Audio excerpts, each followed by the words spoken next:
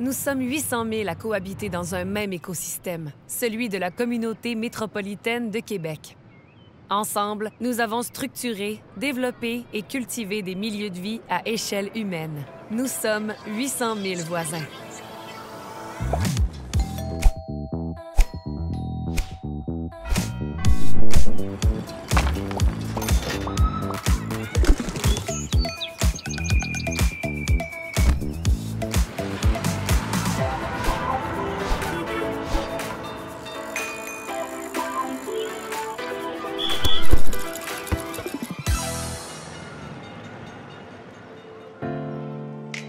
Le terme « vivre ensemble » est de plus en plus commun. Mais qu'est-ce que ça veut dire vraiment? Est-ce un état d'esprit ou le fait d'habiter dans un milieu inclusif et adapté à tous? Pour comprendre l'essence de la réflexion, il faut retourner à l'origine du Québec et même de la Nouvelle-France, à une époque où le cœur des villes et des villages battait au rythme des cloches d'église. C'est sur les parvis que se définissait le vivre ensemble. On y prenait régulièrement le pouls de la communauté. Des liens parfois forts, parfois ténus, reliaient tout un chacun. Aujourd'hui, si les églises sont moins fréquentées et les communautés plus dispersées sur le territoire, le besoin d'interaction sociale, lui, est tout aussi présent. C'est pourquoi on voit désormais un engouement pour les ruelles aménagées, les rues partagées, les espaces verts accessibles et les places publiques animées. C'est aussi pour nourrir le vivre ensemble qu'on crée des occasions de se rassembler, comme la fête des voisins, les marchés publics et les comités de quartier. Le besoin de liens sociaux dresse, en quelque sorte, les contours de l'habitat de notre espèce. C'est le sentiment d'appartenance à une collectivité qui nous permet aussi de constater les diversités culturelles et sociales du monde qui nous entoure. Connaître sa communauté, son voisinage, c'est essentiel à notre épanouissement collectif et individuel. Définir le vivre ensemble soulève une foule de questions. Comment savoir si chaque citoyen se sent inclus? Est-ce que toutes les communautés ont les outils pour briser l'isolement, favoriser la diversité, la mixité sociale, les rencontres? Et quel rôle jouent nos aménagements urbains dans tout ça? Avouez qu'il y a de quoi nourrir bien des réflexions, non? Et vous? À quoi ressemble votre vivre ensemble? Je connais mes voisins, je dirais moindrement. En Colombie, on connaît toujours nos voisins. J'aime les gens, je suis très sociable. C'est sûr que moi, j'habite comme dans un rond-point, fait que souvent, mes voisins, ils vont venir jouer dans la rue ou jouer au hockey. Je peux pas dire que c'est mes grands amis, là. On s'invite pas à souper le samedi soir. Mettons, l'été, on va venir sur notre perron, puis on va se jaser. Mes voisins diraient qu'ils sont HLM.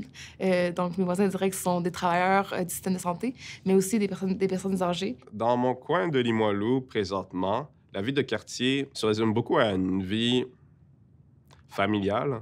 Ce qui est intéressant à Sainte-Brigitte, c'est que ça me permet de me retrouver plus tranquille. Là aussi, il y a des rencontres avec un autre type de génération. C'est des personnes un peu plus âgées. Il y a une bonne diversité de choses. Il y a une fête de quartier à Saint-Sauveur sur Saint-Vallier chaque année. Je sais qu'il y a 2 boulangeries qui ont ouvert en même temps, beaucoup de restaurants haut de gamme. Est-ce que d'avoir une aussi grande concentration de restaurants haut de gamme, c'est quelque chose qui va convenir à tout le monde dans le quartier? Par contre, proche de chez nous, il y a une des écoles secondaires, une école primaire plutôt, où on trouve, entre autres, la Ligue de Balmol, Christ Roy, dans laquelle j'ai joué quand j'étais jeune, dans lequel à peu près beaucoup de jeunes dans le quartier ont joué. Puis, tu sais, en étant juste à côté de Saint-Jean-Baptiste, moi, je trouve ça le fun d'avoir un escalier à monter, puis je suis dans Saint-Jean-Baptiste. Il y a tout plein de bars que j'adore. Donc, ça peut être tout simplement une balade au parc. On s'assoit sur un banc, puis oups, quelqu'un arrive, quelqu'un qu'on a déjà vu, on se salue.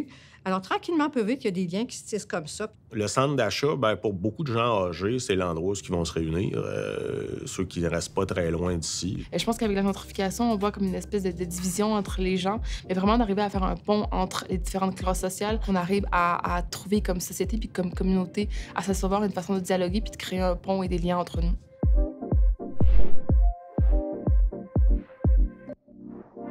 Pour mieux comprendre le lien entre nos milieux de vie et leurs effets sur la santé, nous avons réuni autour d'un café Jérôme Lapierre, architecte en design urbain, et Joanne Elsner, présidente de l'organisme Santé Urbanité, qui travaille à favoriser le verdissement urbain et la mobilité durable pour protéger la santé physique et mentale. Je vais commencer avec une question. OK, parfait. J'attends la question.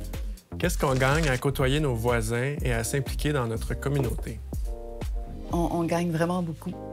On gagne, premièrement, un sentiment d'appartenance à la communauté, un sentiment de cohésion sociale, un sentiment de relation avec les autres. Puis ça, c'est extrêmement important pour la santé parce que on sait que les aînés, par exemple, qui vivent dans une situation d'isolement social, ont un taux de mortalité de 26 % plus élevé que ceux qui sont bien entourés de gens. Puis on voit chez ces gens-là une augmentation des problèmes cardiovasculaires, des accidents cérébrovasculaires, des pneumonies. Donc, pour la santé, c'est extrêmement important, mais aussi pour le bien-être. Oui, parce que vivre ensemble aussi dans un îlot peut-être plus dense ou vivre à proximité, ça amène quand même ce sentiment d'appartenance à un quartier. De voir les mêmes personnes aux mêmes heures aussi, ça participe vraiment à ça. Oui, tout à fait. Puis il y a des études qui démontrent que les gens qui ont des chiens, qui promènent leurs chiens, qui les promènent toujours à peu près aux mêmes heures, qui font à peu près le même parcours, ça vient sécuriser les gens du quartier. Surtout les personnes âgées, encore là c'est d'avoir ces gens-là qui déambulent, mais pour déambuler, bien encore, faut-il avoir des trottoirs. Des aménagements. Des aménagements, oui. Puis on revient toujours à ça. C'est oui. ça qui est extrêmement important. Là. Jérôme, c'est à mon tour de poser une question. Voilà, je pige.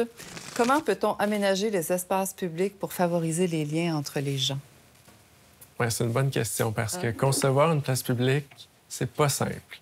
Même sur un œil macro, comment est-ce que ces espaces publics-là se connectent ensemble pour générer un réseau qui permet, avec des trottoirs ou des aménagements, créer une expérience dans la ville ou dans la communauté, la municipalité, qui est heureuse et profitable. Quand je travaillais chez Gell au Danemark, on montrait à quel point les villes nordiques ne peuvent pas avoir des bancs en granit dans les espaces publics. En été, c'est trop chaud. En hiver, c'est hyper froid.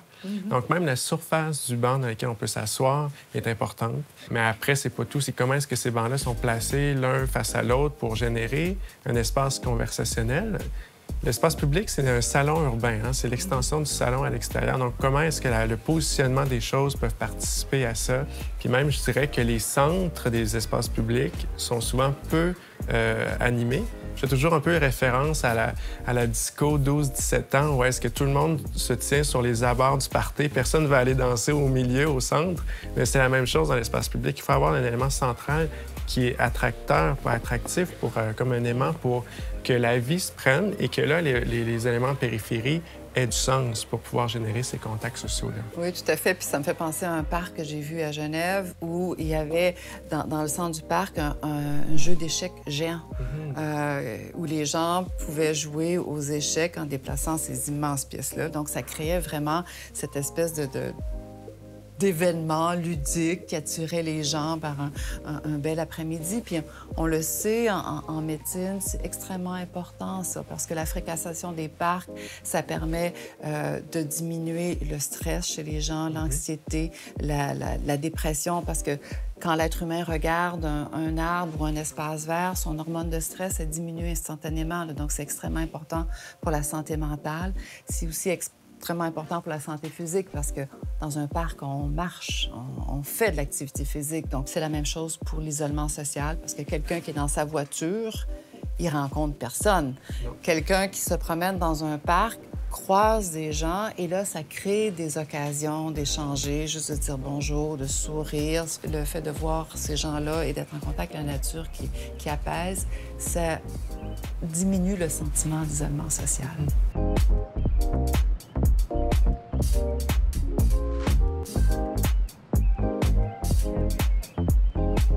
Bon, très circonstanciel. Suite à un événement exceptionnel comme la pandémie et ses nombreux confinements, quels sont les impacts observés sur les communautés? L'isolement social a fait en sorte que ça a augmenté les symptômes dépressifs. Puis je lisais dernièrement que les jeunes de 19 à 24 ans, il y en a 50 % qui ont exprimé des symptômes dépressifs. Donc, c'est vraiment majeur dans la population actuellement. Puis l'autre chose qu'on a découvert, c'est qu'on manquait d'espace vert. Oui. L'Organisation mondiale de la santé recommande que chaque citoyen vive à au plus 300 mètres d'un espace vert. Donc, quand on fait un survol dans une ville comme Québec, Lévis, Montréal, on voit qu'il y a des quartiers qui en ont peu ou qui en ont pas du tout, ou qui en ont, mais qui sont pas assez grands pour contenir les besoins de la population, là. Donc, ça a vraiment été à la fois une découverte de cette déficience-là, mais aussi je pense peut-être une redécouverte par la population des bénéfices qu'apportent les espaces verts là, dans leur quartier. Oui, je suis d'accord. Puis je voyais dans la pandémie, surtout en mars 2020, où est-ce que là, début avril, là, où est-ce que là, les espaces verts explosaient en termes d'animation urbaine. Puis ça, moi, ça me génère un bonheur de voir ça, de voir cette activité humaine. Puis je pense que les gens avaient besoin de cette explosion de vie sociale parce que les multiples confinements ont amené justement à l'isolement social dont on fait référence. Donc, comment faire pour multiplier ces lieux-là? Puis c'est pas nécessairement obligé d'être des grands espaces, mais comme vous dites, c'est la proximité de ces espaces-là de nos chez-soi. Ça peut être des petits oasis de verdure. Oui, tout à fait, parce qu'il y a des petits espaces qui peuvent être vraiment enchanteurs et apporter ce calme-là dont l'être humain a besoin et aussi cette source de beauté-là dont l'être humain a besoin. Absolument. Est-ce qu'on est rendu à une autre question? Je pense que oui. Je pense que oui, là. Ça a l'air longue, c'est que je vais mettre mes lunettes. Est-il possible de favoriser la mixité sociale et la diversité dans les banlieues à l'extérieur des grands centres urbains? Oui, mais tout part de diversité, diversité de typologie d'habitation, diversité de dimension, diversité d'espace public. Je pense que la notion d'un noyau villageois, on doit s'en inspirer. Il y a cette concentration de services sur une rue commerçante qui crée puis qui génère de la vie urbaine. Je pense qu'il faut éviter de copier ces espèces de power centers qui sont déployés à outrance, puis essayer d'amener ça à une échelle vraiment humaine. Dans les banlieues, où sont les lieux de rassemblement? Moi, j'ai de la misère à en identifier parce que je trouve pas nécessairement qu'une épicerie, un stationnement d'épicerie est un lieu de rassemblement par excellence. Donc, ces lieux de qualité-là, il faut les générer tout autant qu'on peut en voir en ville. Oui, puis je pense qu'il y a aussi moyen de construire peut-être des lieux d'habitation qui favorisent une mixité sociale puis des échanges. Ici, au Québec, on a tendance à construire des ghettos. C'est-à-dire qu'on construit des édifices de logements sociaux, on met tous les gens du même niveau social dans cet édifice-là, alors qu'en Europe, je trouve qu'ils ont une façon de faire qui est tellement plus humaine, c'est-à-dire que pour les projets immobiliers comme à Londres, ils imposent aux promoteurs que 10 des logements de leur édifice soient des logements sociaux, ce qui fait en sorte que ces gens-là soient en contact avec des gens d'autres origines, d'autres niveaux sociaux et qu'ils sentent qu'ils peuvent s'en sortir. Donc, je pense qu'il faudrait repenser aussi au Québec là, comment on construit notre monde là, pour justement éviter ces ghettos-là. Oui, puis même beaucoup en France sont dans les meilleurs immeubles résidentiels, c'est les logements sociaux parce qu'ils font aussi partie de concours d'architecture et ça élève énormément le niveau de la qualité de l'architecture pour cette clientèle-là aussi qui a besoin de beauté. Donc, c'est très important. Oui, tout à fait. On a vraiment besoin d'architectes pour reconstruire le Québec d'une très belle façon pour rendre les gens heureux, les gens en santé. Là. Puis on a un beau défi. On savait comment faire avec nos noyaux villageois, là, mais je pense qu'il faut un peu réapprendre. Le côté rassembleur des parvis d'église et le besoin d'interaction, on y revient. Ça fait penser au concept danois cohabitat ou cohousing. En mariant architecture et urbanisme, ce concept implique d'aménager des milieux de vie qui offrent plusieurs lieux de rencontre entre voisins, tout en préservant l'intimité. C'est vraiment inspirant, vous allez voir. En fait, l'origine du cohabitat, ça vient des années 70 au Danemark. Donc, d'un désir, en fait, de se regrouper puis de vivre ensemble. En fait, ça va être basé aussi sur une architecture, premièrement, qui va favoriser les échanges et les discussions entre les voisins. Puis également un volet communautaire qui est très, très, très fort parce qu'on partage, par exemple, des repas communs une fois par semaine. Ici, à Cohabitat, on a le tiers qui sont des enfants, le tiers qui sont en population active et on a un tiers d'aînés. Fait que c'est extrêmement intéressant là, puisque ça permet, en fait, les aînés peuvent côtoyer les plus petits, par exemple, lors du repas commun ou lors de diverses activités. Là. Puis nous, ce qui nous a un peu motivés à venir à Cohabitat Québec, bien, c'était de retrouver un petit peu l'esprit de village. Puis c'est là, en fait, qu'on peut retrouver là, notre slogan, donc une communauté de voisins dans un village urbain.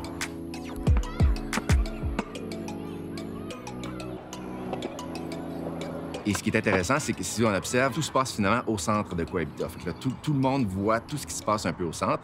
Tandis qu'à l'arrière, on va retrouver un espace un peu plus privatif. Donc, tous les espaces extérieurs des bâtiments sont un peu plus privés. Alors que lorsqu'on est à l'intérieur, sur les coursives intérieures, là, on envoie un message clair. Si je m'assois là avec un livre ou je prends un petit verre, un petit apéro avec un voisin, bien là, ça se peut que d'autres voisins se joignent à moi. On développe des relations profondes entre les différents voisins. Puis, bon, en fait, ça devient ce qu'on appelle nos voix amis.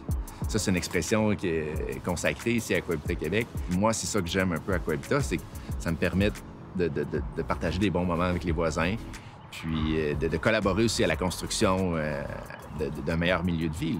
C'est un milieu de vie qui se déroule en fait dans 4 bâtiments. On a des maisons de ville, on a des condos, puis on a évidemment la maison commune qui est située là, dans le bâtiment A. La maison commune, c'est le cœur de Cohabitat. C'est 6 000 pieds carrés d'espace commun partagé. On a un repas commun ce soir, fait que si vous voulez voir comment ça se passe en dedans.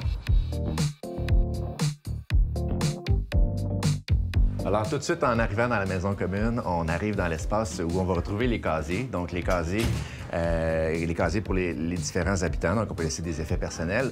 Mais évidemment, la poste. Donc, la poste, ce qui est intéressant, c'est qu'au lieu de l'avoir chacun devant nos unités, nos maisons à l'extérieur, bien, elle est située dans la maison commune, fait que ça permet aux voisins de se croiser.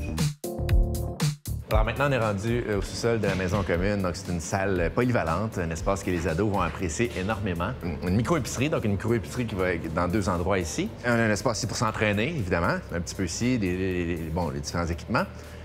Et on a le cinéma maison, qui est extrêmement apprécié aussi de nos ados, nos plus jeunes et nos plus vieux. Grand espace ici qui va être utile, là. Bon, on va faire différentes choses. On peut faire parfois du yoga l'hiver, le ping-pong et différentes activités.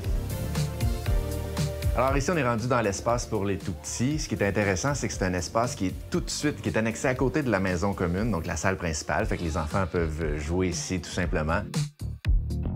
Si vous voulez, on va se déplacer vers la salle commune. On va commencer le repas dans quelques minutes. Alors, premièrement, comme toujours, je commence par dire merci à l'équipe repas.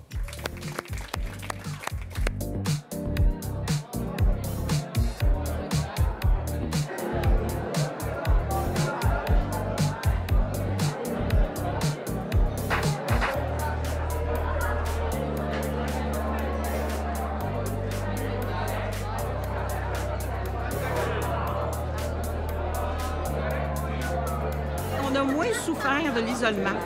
Parce qu'à chaque fois que je sortais de chez nous, je voyais au moins 2 ou 3 voisins. À chaque fois, on prenait des nouvelles à distance. Et puis, je dirais que ça donne un sens à ma retraite aussi.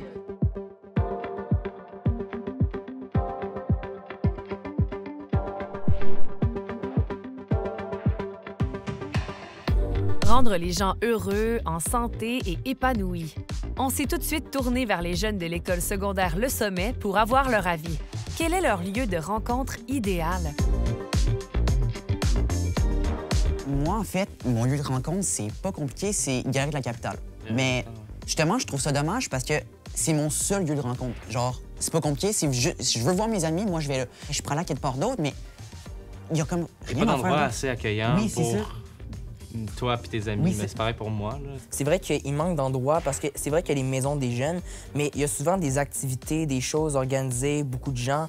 C'est vrai qu'il manquerait des endroits où est-ce qu'on peut se rassembler puis juste parler puis être tranquille avec ses amis. Par contre, moi, ce que je trouvais que serait mieux, ce serait que, genre, on installe plein de choses comme ça, genre, même si c'est accessible juste l'été, même si c'est accessible juste l'été pour pouvoir y aller, parce qu'en hiver, il fait froid, puis à l'extérieur, ben, on n'a pas envie de sortir là comme ça, s'asseoir sur des bancs, commencer à parler avec ses amis dehors dans le froid, là. Genre des plus gros parcs, quelque chose de beau à voir, genre comme on pourrait aller marcher comme ça avec nos amis l'été. Ouais, ben aussi, sont proches des patinoires, des terrains de soccer, baseball, etc., pour avoir des sortes de, tu sais, pour plus l'hiver, mais autant l'été, des sortes de petites maisons, comme des petites cabanes où est-ce que avec des tables qu'on puisse discuter, des distributeurs, vraiment des trucs qu'on puisse se poser puis parler avec ses amis à des tables dans le respect. Ou tu sais, justement, sinon, je trouve qu'il y en a pas assez des événements.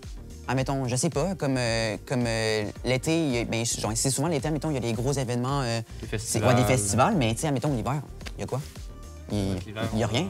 Ça serait une bonne idée d'en faire en intérieur, dans des centres avec assez de place pour accueillir des événements aussi pour tout âge, là, parce que souvent on voit des événements plus pour peut-être les petits, mais il pourra y avoir des événements pour les plus grands, des événements pour les adultes, des pour les jeunes adultes. Moi, je pense plus justement que la maison des jeunes, justement, c'est tu rentres là, tu te dis « Ah, je vais être à l'aise ». C'est pas une ambiance sérieuse, là. Une ambiance, tu sais, t'as du fun. Souvent, moi, la maison des jeunes, proche de chez moi, il y a une table de billard, il y a une table de ping-pong, Quelque chose qui nous fait oublier le fait qu'on a fini une longue journée, par exemple. Ouais, c'est ça, tu sais. Tu passes une mauvaise journée, mais tu te dis hey, « Maison des jeunes ». Ouais, mais je trouve que ça, c'est vrai, c'est une bonne ambiance, mais quand t'es tout seul, tu sais, ils te proposent des activités, des choses à faire tout le temps. C'est vraiment le fun quand t'es tout seul. Mais supposons que vous êtes 10 amis. Tu sais, débarquer à la maison des jeunes à 10, puis là, c'est que ça fait ça plusieurs fois, puis il y a plusieurs groupes qui débarquent, tu sais, ça fait que ça se remplit vite. Fait que c'est vrai que c'est des endroits rassemblement peut-être un peu plus privés qui seraient cool. Ouais, c'est vrai. Qu'on peut louer, supposons, genre. Ça serait vraiment... Ça, je trouve louer, ça serait un peu bizarre, selon moi, là, avec une maison des jeunes. Mais réserver plus. Non, mais pas genre, un endroit que tu peux réserver, supposons. Genre, réserver une soirée avec tes amis ou réserver, genre, tu sais, je sais pas si tu comprends ce que je veux dire. Puis aussi, genre, le confinement, puis tout ça, ça a pas trop aidé, genre, au niveau, pour se sociabiliser avec les autres, là. Fait que nos amis, ça nous a comme éloignés. Puis c'était ennuyant. On pourrait dire qu'on s'est ennuyé, mais vraiment beaucoup. Ouais, c'est vrai qu'avec la COVID, c'était pas facile. C'était important, genre, vraiment, de voir du monde. Tu sais, comme ça change son quotidien. C'est important pour moi, pour la santé mentale, pas à cause de la COVID, rester chez soi, c'est dur. Puis... Ouais. C'est vrai qu'on l'a beaucoup remarqué que genre c'était important d'avoir des amis dans la vraie vie puis de pouvoir les rencontrer pendant le COVID. Ça a été dur, tu sais, de pas pouvoir se voir puis de rester chez soi. Fait, il y a beaucoup de groupes d'amis qui se forment, qui se connaissent pas tant que ça. À l'école, supposons, j'ai des amis différents quand j'étais à la maison ou quand je joue sur les jeux vidéo. Fait, moi personnellement, j'ai plusieurs groupes d'amis. C'est important qu'on ait aussi les autres cultures parce que, genre, il n'y a pas juste, la culture canadienne, disons, colombienne. Il y a plein d'autres cultures dans le monde qui sont importantes aussi à connaître. Avoir des amis de différentes cultures, c'est vraiment super parce que justement, tu découvres la vie, comment ça se passe dans les autres pays. Ouais, c'est vrai, genre, un monde sans diversité, pour moi, c'est un monde sans couleur. C'est super important, la diversité. Si tout le monde serait pareil, ça nous rend unique, la diversité. Ça serait triste, tout le monde serait pareil, tu sais. Exactement comme tu as dit. La discussion de ces 4 adolescents nous rappelle d'autres projets inspirants du Danemark, dont plusieurs à Copenhague. Régulièrement cités comme la ville où il fait bon vivre, la capitale attire les regards et les envies grâce à son aménagement à échelle plus humaine. Elle a aussi été nommée comme la plus sécuritaire au monde dans le magazine The Economist. Premier élément qui fait son succès, le souci d'inclusion sociale et sa stratégie de développement durable. Face à plusieurs défis, dont la discrimination par quartier, l'exode rural et l'arrivée de nouveaux citoyens, Copenhague a mis sur pied des projets innovants. Saviez-vous que c'est dans la capitale du Danemark qu'on a créé la première rue piétonne au monde? Ce lien de 2 km, construit en 1962, a démontré que le confort et l'attractivité des espaces étaient fondamentaux dans la qualité de notre vie sociale. Et cette rue piétonne a été un élément central dans la transformation de la ville telle qu'on la connaît aujourd'hui. On dit d'ailleurs que Copenhague vit dans ses espaces publics. Le centre de Nørrebro, le quartier multiethnique, en est un parfait exemple. Longtemps délaissé, il est devenu en juin 2012 un lieu coloré avec des jeux pour enfants, des terrains de sport et différentes aires de repos. Le tout est traversé par, eh oui, une route cyclable. Des enfants aux aînés, tous veulent fréquenter cet espace unique qui se démarque par son mobilier urbain, son choix de verdure et ses accessoires venus d'un peu partout dans le monde. Un autre élément essentiel au bien-être typique de Copenhague, ce sont les incitatifs au transport actif et collectif. Quelques 350 km de pistes cyclables serpentent la ville et les systèmes de transport s'interconnectent entre eux, ce qui rend l'option du métro, des autobus et des bus portuaires des incontournables pour plus du tiers de la population. On peut y voir un parallèle intéressant avec un autre grand projet urbanistique, cette fois à New York. La métropole américaine a aussi décidé de mettre le bien-être des citoyens à l'avant-plan en reconvertissant le quartier de Times Square. Ce lieu connu pour sa circulation automobile très dense est devenu une place publique pensée pour les piétons. Inspiré par Trafalgar Square à Londres et la Piazza del Campo à Sienne en Italie, le nouveau Times Square est à la fois un incitatif au déplacement actif, mais aussi un lieu de rassemblement dynamique. Ces aires de repos, comprenant 5 modèles de bancs différents, illustrent bien ces multiples usages, que l'on veuille lire, discuter ou manger. Mieux encore, le mobilier urbain dispose de prises électriques capables d'alimenter un amplificateur de guitare ou un microphone. Tout pour faire de Times Square un décor de théâtre en constante évolution. Ma communauté, c'est la ville au complet. À force de déambuler dans la ville et puis dans le quartier, on vient que les gens se connaissent sans vraiment se connaître. Puis un jour, il arrive un prétexte où on se met à se parler. Lorsque je sors chez nous et puis je croise des voisins, je tends à rapidement me présenter. Moi, j'ai grandi dans un quartier qui était super petit, avec les gens étaient tissés serrés. L'idéal pour moi, ce serait de retrouver ça un peu. Donc, d'avoir une communauté un petit peu plus serrée avec beaucoup de grands espaces verts. Le vivre ensemble, c'est habiter sa communauté, vibrer au diapason d'une mixité sociale inclusive. C'est accepter collectivement des projets porteurs pour l'environnement, pour notre santé et la qualité de vie d'aujourd'hui et de demain. Vivre ensemble, c'est concevoir des espaces de vie à échelle humaine pour nos 800 000 voisins.